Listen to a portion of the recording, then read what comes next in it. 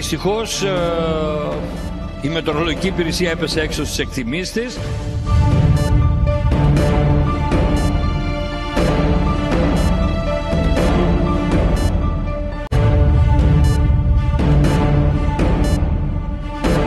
Μαζί με το νομικό πλαίσιο το οποίο πρέπει να εξυγχρονιστεί.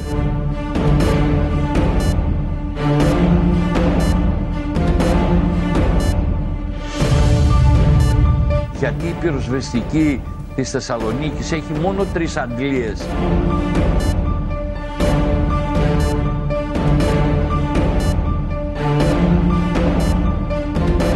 Αυτή τη στιγμή ο προμηθευτής αδυνατεί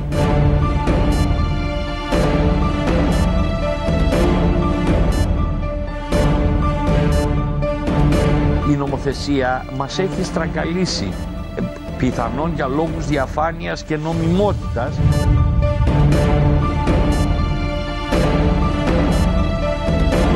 Και μας βεβαίωσαν ότι έχουν ελέγξει, όπως είχαμε ζητήσει, όλα τα συστήματα θέρμανσης, υδραυλικά, ηλεκτρολογικά.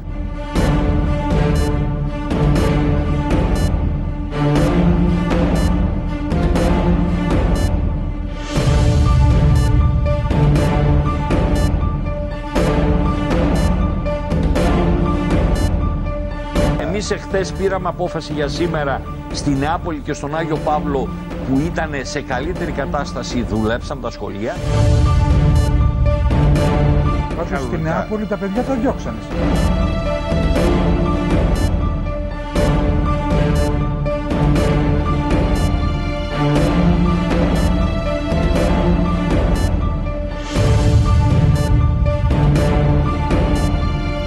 Και πριν από μία ώρα έχεις ελέγξει την κατάσταση και είσαι εντάξει, σπάει ο αγωγός.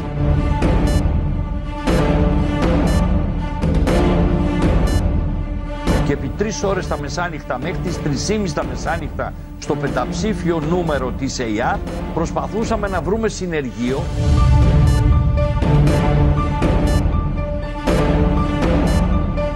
Αν ταλαιπωρεί τους δημότες του ένας δήμαρχος, στο τέλος την τιμωρία στην ώρα της κρίσης είναι εις βάρος του δημάρχου.